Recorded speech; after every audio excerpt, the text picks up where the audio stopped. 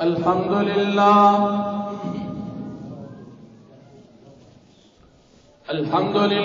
الفتاح المنان ذي الطول والفضل والإحسان الذي من علينا بالإيمان وفضل ديننا على سائر الأديان ومحى بحبيبه عبده ورسوله محمد عبادة الأوطان وقسه بالمعجزة والسنن المستمرة على تعاقب الأزمان صلى الله عليه وعلى سائر النبيين وآل كل ما اختلف الملوان أما بعد فأعوذ بالله من الشيطان الرجيم بسم الله الرحمن الرحيم قل إن كنتم تحبون الله فاتبعوني يحببكم الله ويغفر لكم ذنوبكم والله غفور رحيم وقال النبي صلى الله عليه وسلم لا يؤمن أحدكم حتى أكون أحب إليه من والده وولده والناس أجمعين وقال النبي صلى الله عليه وسلم من صلى علي عند قبري سمعته ومن صلى علي نائيا بلغته وختم الرسل بالصدر المعلى نبي هاشمي ذي جمال إمام الأنبياء بلا اختلاف وتاج الأصفياء بلا اختلال أحب الصالحين ولست منهم لعل الله يرزقني صلاحا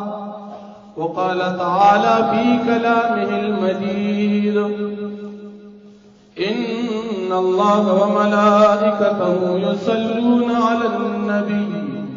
يا أيها الذين آمنوا صلوا عليه وسلموا تسليما اللهم صل على محمد وعلى آل محمد كما صليت على إبراهيم وعلى آل إبراهيم إنك حميد مجيد اللهم بارك على محمد وعلى آل محمد كما باركت على إبراهيم وعلى آل إبراهيم إنك حميد مجيد زمان محترم اسلامی میاشت کی داد ربیع الاول میاشت تقریبا شپږم تاریخ دا هغه میاشت چې په کومه میاشت کې نبی کریم صلی الله علیه وسلم امام الانبیاء رحمت للعالمین محسن کائنات حضرت محمد صلی اللہ علیہ وسلم دنیا تا تشریف راوړو او دا هغه میاشت ده چې په دې میاشت کې امام الانبیاء رحمت للعالمین نبی کریم صلی اللہ علیہ وسلم د دنیا ته تشریف وړي دي یو طرف ته نبی علیہ الصلوۃ والسلام په دې میاشت کې دنیا ته تشریف راوړي دي د خوشاله د مسلمانانو لپاره د انعام او د احسان ورځ او میاشت بل طرف ته په دې میاشت کې امام الانبیاء د دنیا ته تشریف وړي دي په دې نسبت سره د میاشت او دا ورځې د خفقان دي ځکه په دې میاشت کې امام الانبیاء د دنیا ته تشریف وړي نو یو نسبت سره میاشت ته خوشاله ده او بل نسبت سره میاشت ته خفقان او د غم او د پریشانی میاشت ده نبی کریم صلی الله علیه وسلم امام الانبیاء رحمت للعالمین د هغه سره مینا محبت ساتل د مسلمان د ایمان علامه ده د نبی کریم صلی الله علیه وسلم په طریقه باندې ژوند تیرول د هغې سنت طریقې په خپله زندګۍ کې راوستل دا د مسلمان ذمهداري او فریضه ده او د نبی کریم صلی الله علیه وسلم ذکر خیر کول د هغې مجالس ذکر کول د نبی کریم صلی الله علیه وسلم عشق او محبت ذکر کول د نبی کریم صلی الله علیه وسلم پیدایش ذکر کول د نبی کریم صلی الله علیه وسلم ماشوموالي ذکر کول د نبی کریم صلی الله علیه وسلم بلوغ ذکر کول د نبی کریم صلی الله علیه وسلم واده او خوشاله ذکر کول د نبی کریم صلی الله علیه وسلم هجرت ذکر کول د نبی کریم صلی الله علیه وسلم تبلیغ ذکر کول د نبی کریم صلی الله علیه وسلم جهاد ذکر کول د نبی کریم صلی الله علیه وسلم تقوا ذکر کول د نبی کریم صلی الله علیه وسلم هجرت ذکر کول د نبی کریم صلی الله علیه وسلم اخلاق ذکر کول د نبی کریم صلی الله علیه وسلم عادات ذکر کول د نبی کریم صلی الله علیه وسلم منځونه ذکر کول د نبی کریم صلی الله علیه وسلم روزې ذکر کول د نبی کریم صلی الله علیه وسلم د کفارو سره معاهدات ذکر کول د نبی کریم صلی الله علیه وسلم کفارو سره مقابله ذکر کول د نبی کریم صلی الله علیه وسلم عاجزي ذکر کول د نبی کریم صلی الله علیه وسلم بهادری ذکر کول دا د مسلمان د پاره عین عبادت او هم عبادت ځکه د خپل محبوب ذکر کول د خپل محبوب د هر ادا ذکر کول د خپل محبوب د هر عبادت ذکر کول د خپل محبوب د لباس ذکر کول د خپل محبوب د پګړې ذکر کول د خپل محبوب د بیزار ذکر کول د خپل محبوب د اسلحې ذکر کول د خپل محبوب د غزوات ذکر کول د خپل محبوب د سرایا ذکر کول د خپل محبوب د ملګرو ذکر کول د خپل محبوب د بیبیانو ذکر کول د خپل محبوب د لوریانو ذکر کول د خپل محبوب د سرګنې ذکر کول د خپل محبوب د معجزاتو ذکر کول د خپل محبوب د کمال تقوا ذکر کول او د خپل محبوب د کمال رحمت ذکر کول دا د مسلمان د پاره عین عبادت نبی کریم صلی الله علیه وسلم ذکر د نبی کریم صلی الله علیه وسلم صفات د نبی کریم صلی الله علیه وسلم اخلاقیات د نبی کریم صلی الله علیه وسلم عبادات د نبی کریم صلی الله علیه وسلم حسن معاشرت د نبی کریم صلی الله علیه وسلم حسن معاملات دا ذکر کول دا ټول زندگی کې چې ذکر کړی شي بیا هم د نبی کریم صلی الله علیه وسلم حق ادا نکړي شي ځکه د نبی علیہ السلام په خپل امتیانو باندې دومره حق دی چې د انسان د پیدایش نه تر د خپل زندګۍ د ختمېدو پورې د نبی علیہ السلام د صفاتو او د هغې د عاداتو د هغې د عباداتو ذکر خیر یو مسلمان کوي ټول عمر کې به د نبی علیہ السلام حق دی ادا نه کړي ځکه د هغه دومره لوی حق دی رب العالمین نه رستو په مسلمان باندې په مخلوقات کې لوی حق د نبی کریم صلی الله علیه وسلم په خپل امتیانو باندې دا زموږ ایمان دی چې د نبی کریم صلی الله علیه وسلم ذکر کول د هغې صفات د هغې مدح د هغې خوبې او د هغې اخلاق ذکر کول که مسلمان دا ذکر کوي ټول کال دې ذکر کوي هیڅ پروا پکې نشته ټول میاشت ذکر کوي هیڅ باغ پکې نشته ټول هفته دې ذکر کوي هر ورځ دې ذکر کوي هر لمحه دې ذکر کوي دا د مسلمان د پاره پکار دي چې د نبی علیہ الصلوۃ والسلام بهترین سیرت مسلمان ذکر کوي او مسلمان په خپل ژوندۍ کې راوړي تر دې چې د نبی کریم صلی الله علیه وسلم چې د کومې سوارلې سره خپل وجود لګېدلی دی د نبی علیہ الصلوۃ والسلام د خپل کم پیزار سره خپل خپې مبارکې لګېدلی دي د کومې پګړې سره د نبی کریم صلی الله علیه وسلم سر مبارک لګېدلی دی د هغې ذکر کول دا هم عبادت دی چې یو انسان نبی علیہ الصلوۃ والسلام منی چې دا زما پیغمبر دی دا به د محبوب خامخا وي چې کله د نبی علیہ السلام سره د امتی محبت نوي دا سړی د سره مسلمان دی حاجی محمد امین صاحب رحمت الله علیه یو لوی عاشق رسول تیر شوی هغه فرمایي وای چا چې عشق نوي هغه خو مسلمان نوي داس انسان خو وی کافر سے مسلمان خو نوي چا چې عشق نوي عشق د نبی علیہ الصلوۃ والسلام مراد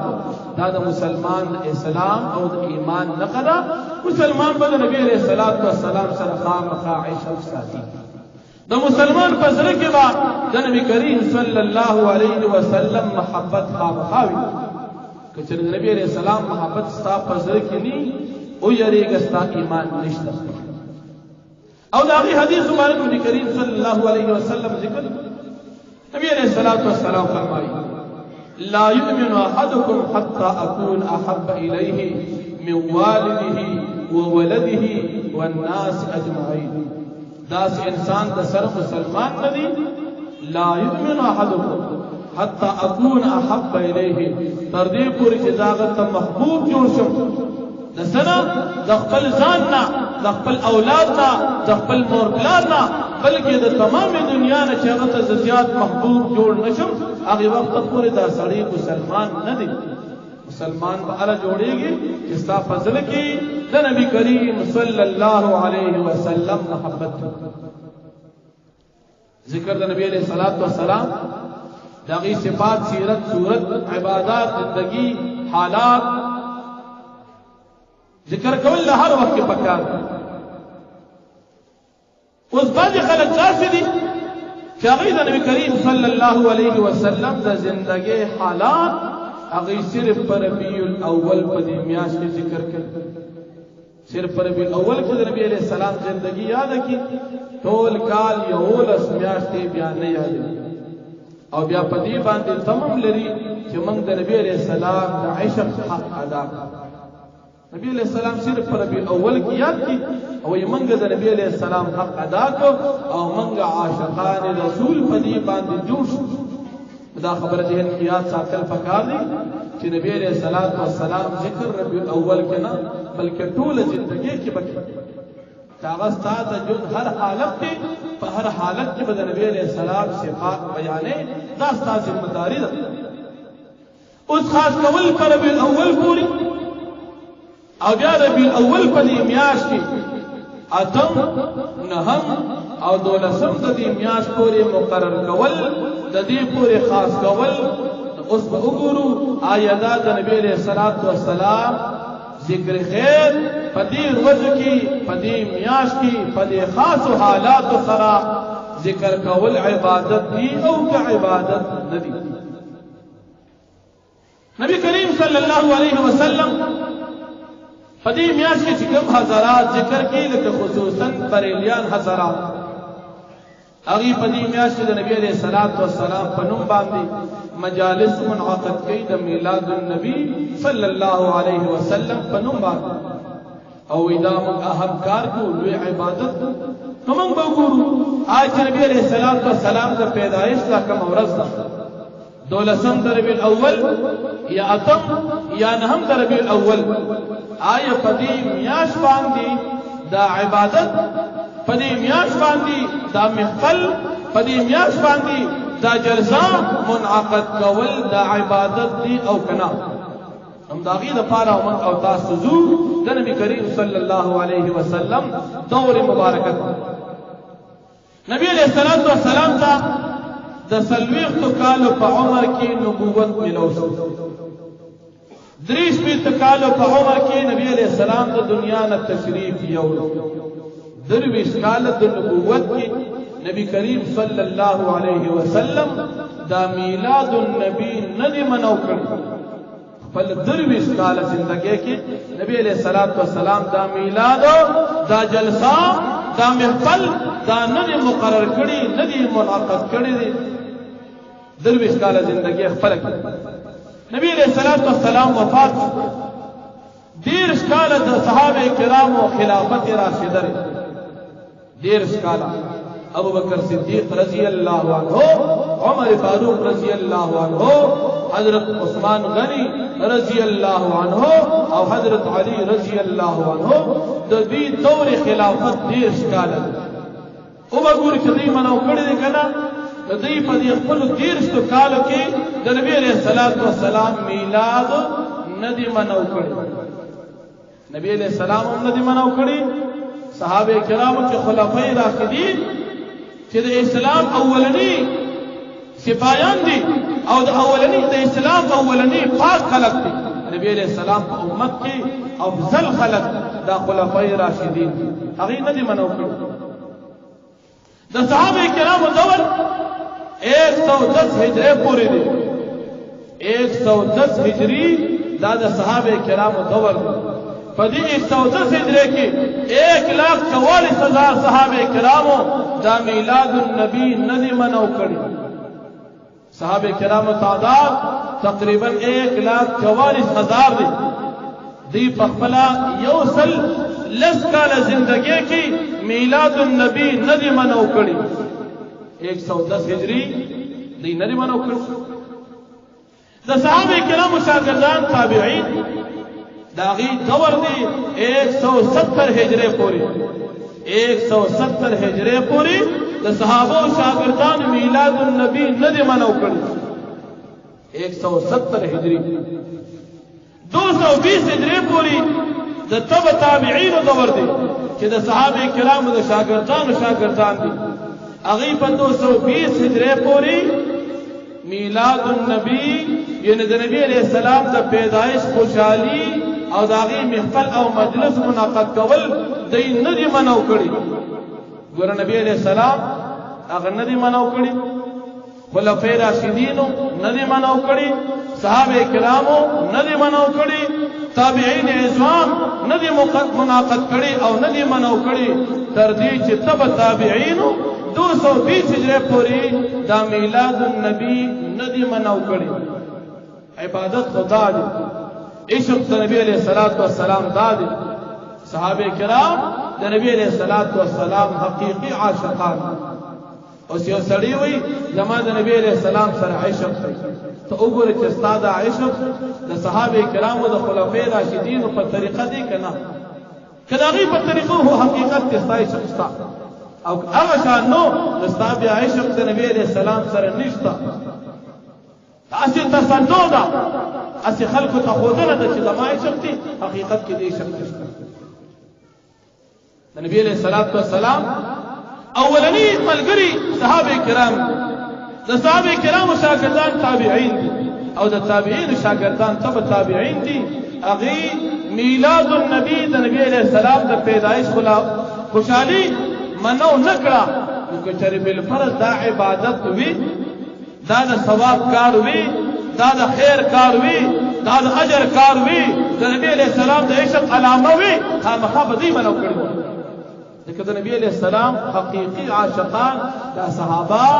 تابعین تبع تابعین هغه منو نکړه. اوس براشو څلور مذهبونه دي.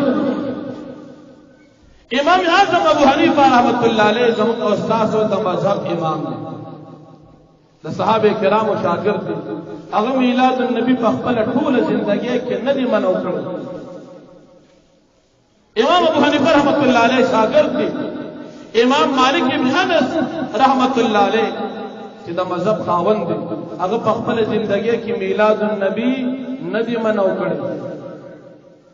د امام مالک رحمۃ اللہ علیہ شاګرد دي امام شافعی رحمۃ اللہ علیہ په خپل ژوندۍ کې میلاد النبی نه دی منو کړی، د مذهب خاوند. او څلورم امام احمد بن حنبل رحمۃ اللہ علیہ چې د امام شافعی رحمۃ اللہ علیہ شاګرد دي، د خپل ژوندۍ ټول کې میلاد النبی نه دی منو کړی. ګوره صحابه تابعین تبع تابعین څلور امامان چې مسلم شخصیات دي، د نبی علیہ السلام حقیقی عاشقان دي، هغه په خپل ژوندۍ کې میلاد النبی محفل او مجلس او خوشحالی نه منو کړی. نو دا عبادت دین څنګه پاتې شوی؟ ولدی عبادت نه پیژندو، د نبی علیہ الصلوۃ والسلام دا خوشحالی دی ته معلومه نه دی ته ډیره معلومه وا لیکن دی داسې مجالس نه منعقد کول معلومیږي دا چې میلاد النبی په نوم باندې مجالس منعقد کول په خیر القرون کې نشته نبی علیہ السلام فرمایي خیر القرون قرنی بهترین زمانه زمانه ثم الذين يلونهم بیا زما د شاګردانو چې کومه زندگی او داغي شاګردان دي تابعین دول ثم الذين يلونهم بیا د زما د شاګردانو یعنی د تابعین دول دا بهترین زمانہ ثم افشل الكذب بیا به دروغ وارث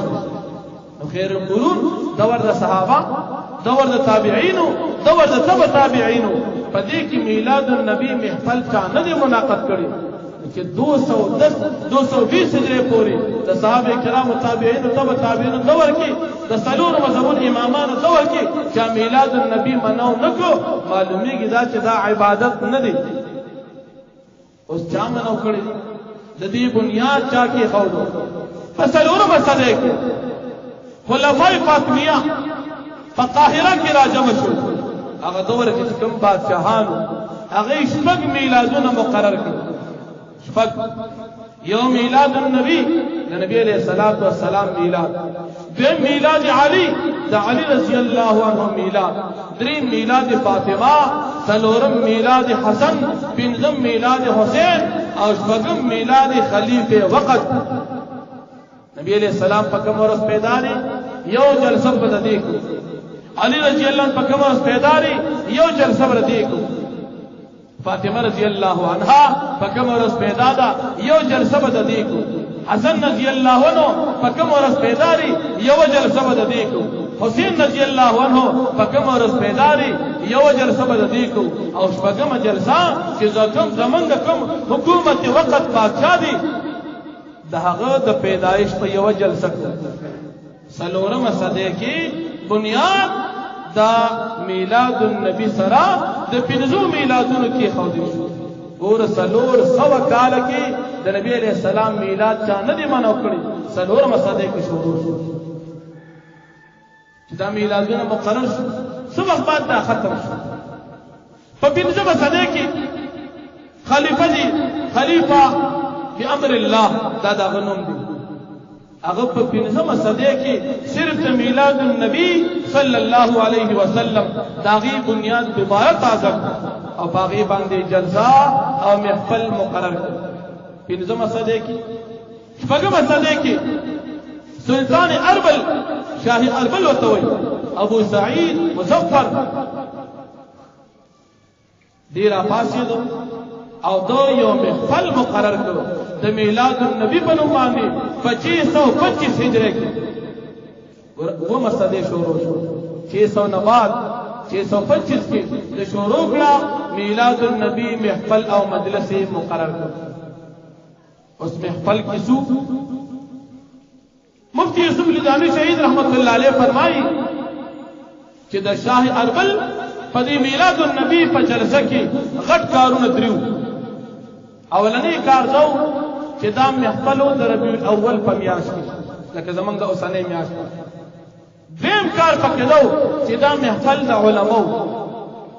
او دریم کار پکې دو چې د محفل په ختمېدو باندې په دې کې خوراکونو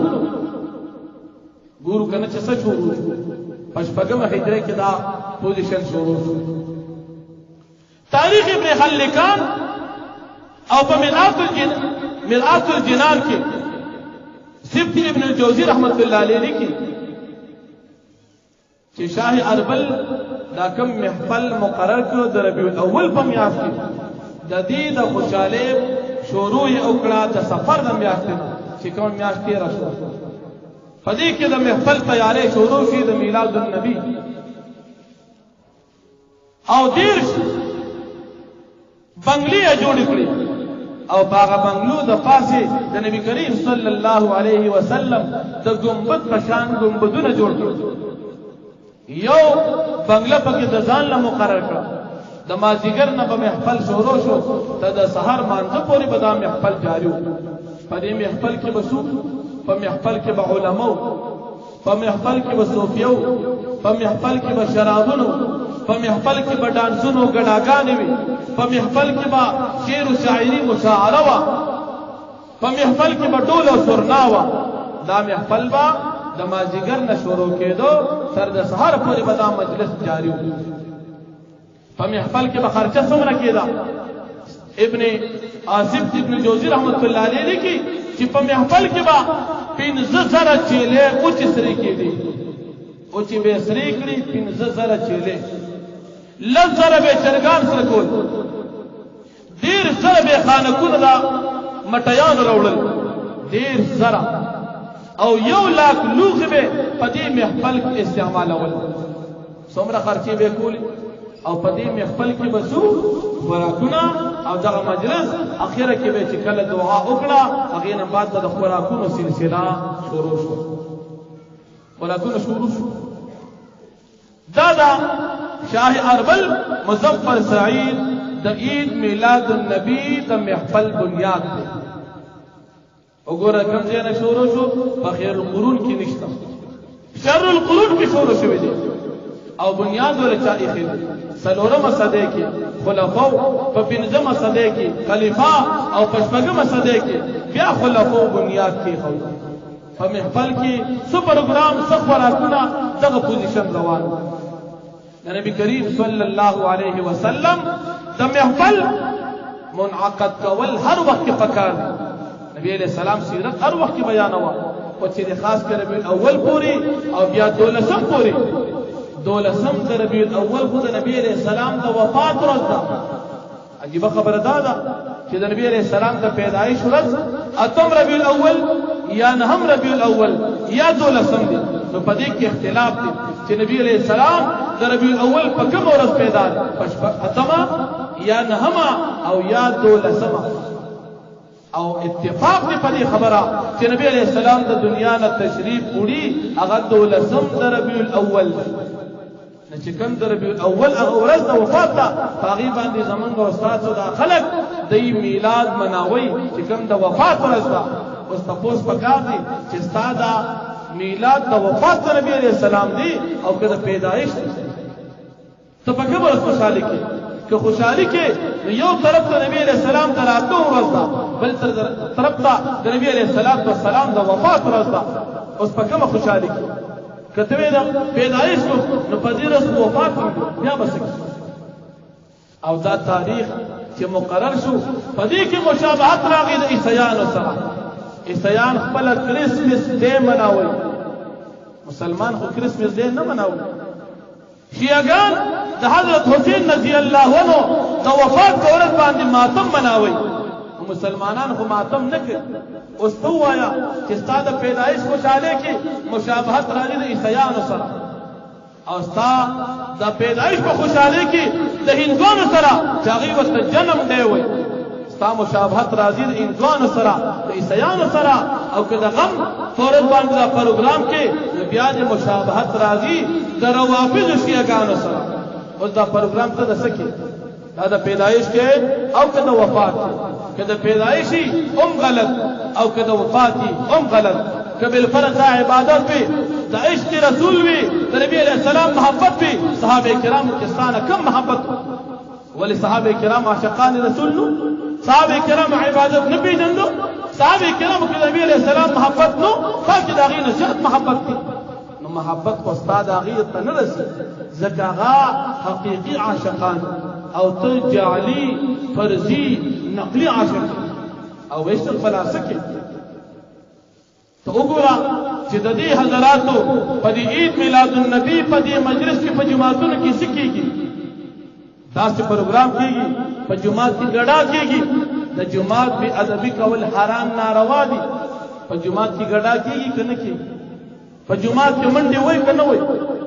په جماعت کې ټول استقبالي او شرکی اشعار وای کنه وای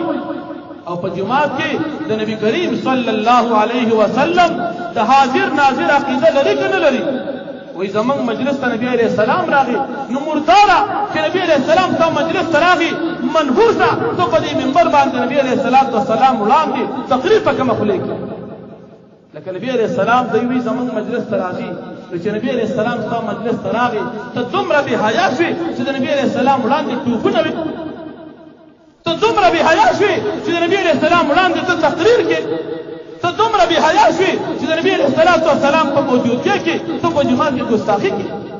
حقیقت کې ته وګوره دا عشق دی که دا ګستاخي ده که بالفرض دا عشق رسول وي نو ګستاخي د رسول بیا د سنو ستا محفل ته نبی علیہ السلام راغی او ته لګې تقریر کې ستا محفل ته نبی علیہ السلام راغی او ته لګې په جومات کې منډې وې په جومات کې ګډا کې په جومات کې شرکي اشعار وې په جومات کې مټیان تقسیمې په جومات کې قوالی کې په جومات کې مبارکباد کې په جومات کې ودرېږي په جومات کې منډې وې دا عشق رسول دی که دا ګستاخي د رسول دې ته خو عشق رسول نه وایي او بیا شکلونه مو ګوره ګیره به خریلي وایي دا زمونږه پیران پیر صاحب را ورسېد هلکه چې ګیره دې خریلې ده تا کې عشق رسول چېرته تا د پیغمبر په سینه باندې چاړه راښکلې ده او ګیره دې لر کړې ده عشق رسول تا کې دی عجیبه غوندې کار دی عشق رسول د ګیره خریلو نوم دی عشق رسول د مټیانو تقسیمولو نوم دی عشق رسول د چغو نوم دی عشق رسول د نبی کریم صلی الله علیه وسلم د سنتو د خپلولو نوم دی ته په خپله زندګۍ کې د نبی علیه السلام سنت راوله ځان ته عاشق رسول که نم وې عاشق رسول یې تا دې څوک عاشقان رسول کې صحابه نه خو د نبی علیه السلام زندګي په خپل وطن باندې راوله ستا شکل صورت د نبی علیه السلام په شان نه دی ستا عمل د نبی علیہ السلام پشان نه دی ستا عبادت د نبی علیہ السلام پشان نه دی ستا زندگی د نبی علیہ السلام پشان نه ده ستا منډې د نبی علیہ السلام پشان نه دي ستا ګرځېدل د نبی علیہ السلام پشان نه دي عاشق رسول ته د کوم ځای نه جوړ شو ایو شاعر وایي تعصي الاله وانت تظهر حبه هذا لعمري في القياس بديع لو كان حبك صادقا لاطعته ان المحب لمن يحب مطيع تعصي الاله تدرك العالمين نافرمانی کی وانت تظهر حبه او آواز کے چې زمات الله سره محبت دي هذا لعمري في القياس بديع فصف الله چې دا خډیر ناشنا خبره کبیل فرض صادق نبی علیہ السلام سره محبت وي دا الله سره دي محبت وي لو كان حبك صادقا لاطعته ان المحب لمن يحب يطيع کچر نبی علیہ السلام سره محبت وي دا الله سره دي محبت وي دا به نبی علیہ السلام تابعداري کړي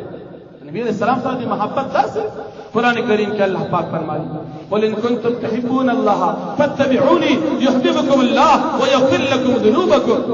چرتوے چې زما د الله سره محبت دی زما د نبی علیہ السلام سره محبت دی نبی علیہ السلام ته الله فرمایي دې خلکو ته اعلان وکړه چې زما تابعداري وکړي دا زما محبت دی عشق رسول دا د نبی علیہ السلام د زندګۍ د خپلولو نوم دی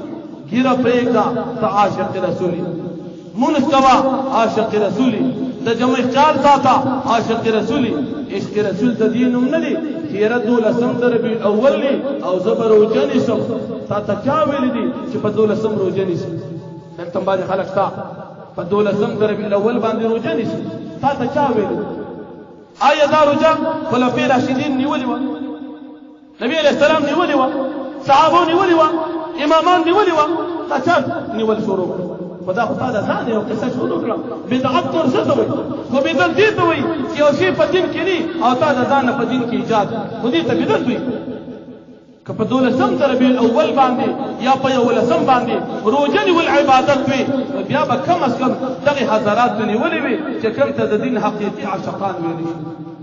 معلومیږي دا چې تا عشق نشته ستا مینه صرف د خېټې تر حده پورې ده دولسم شي خیرات مو کی الکه دا خیرات کې د څه کړي دي وې دا نبی علیہ السلام په خوشاله کې او دا خیرات ته دومره په نبی علیہ السلام باندې مینه د صحابه کرامو نستانه د امینه دی ده سامینه نشته رواجونه په مخه راخسته عشق د نبی علیہ السلام ته سحر را پاسه ما سوتن او دکېګا تو ګور چې په دې ټول ورځ کې تاسو او بیا چې خبره ده چې دا غي سره شرکیه عقیده لري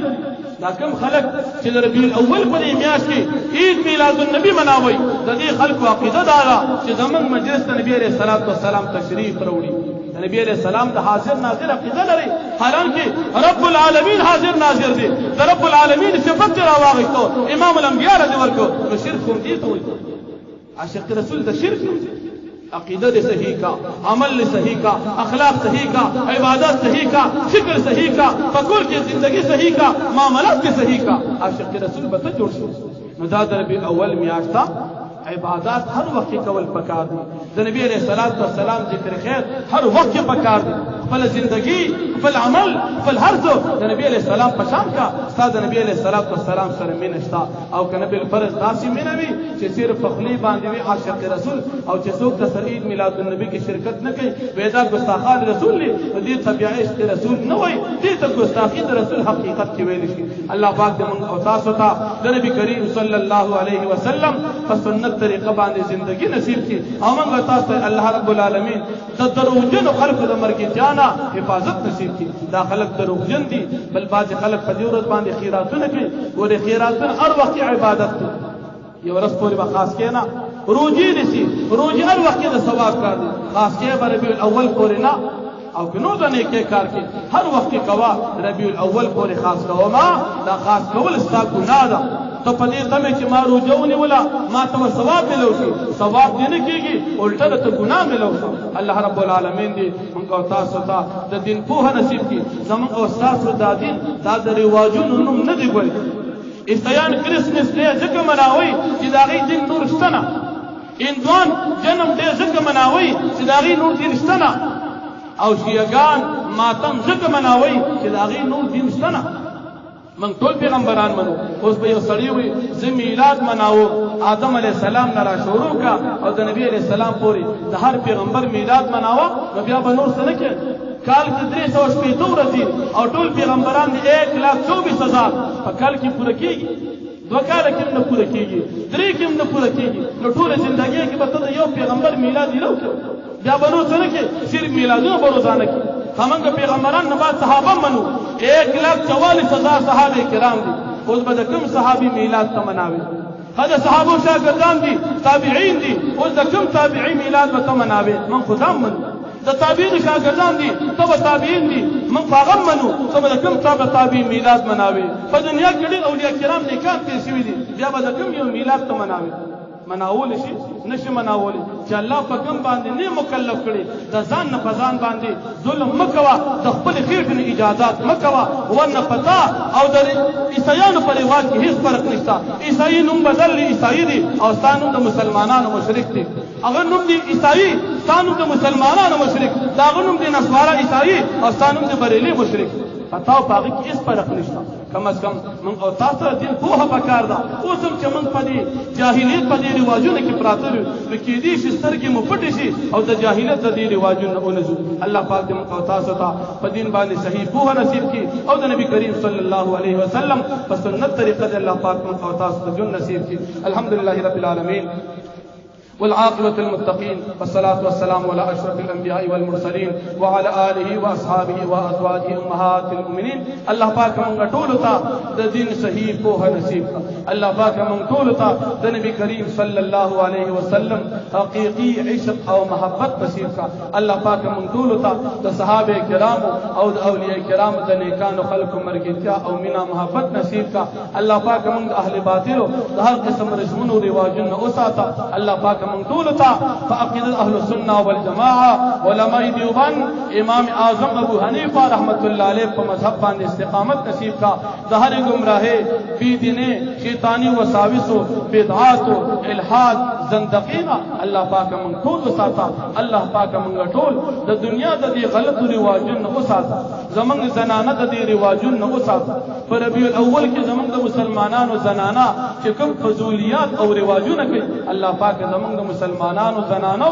په نصیب تو دا رواجونه ختم کا. من ټول ته په دین باندې استقامت نصیب کا. مسجد باندې کار روان دي، دوه کې چې الله پاک په خوشاله سره اختتام ته ورسي. څومره ملګری پکې خدمت کوي، چندې ورکي. الله پاک عمرونو کې رزق کې زندګۍ کې خیر او برکت واچا. زمونږ په دې محله کې جمع کې ډیر ملګری د نور محلو نه منځ ته راځي. الله پاک قدمونه د نیکه په تل کې واچوا. الله پاک مونږ ټول ته د دې پاک جماعت او قافلې د اهل السنه والجماعه سره دنیا و آخرت کی مرګ نصیب کا. وصلی الله تعالی علی خیر خلقه محمد و آله و صحبه اجمعین برحمتک یا ارحم الراحمین.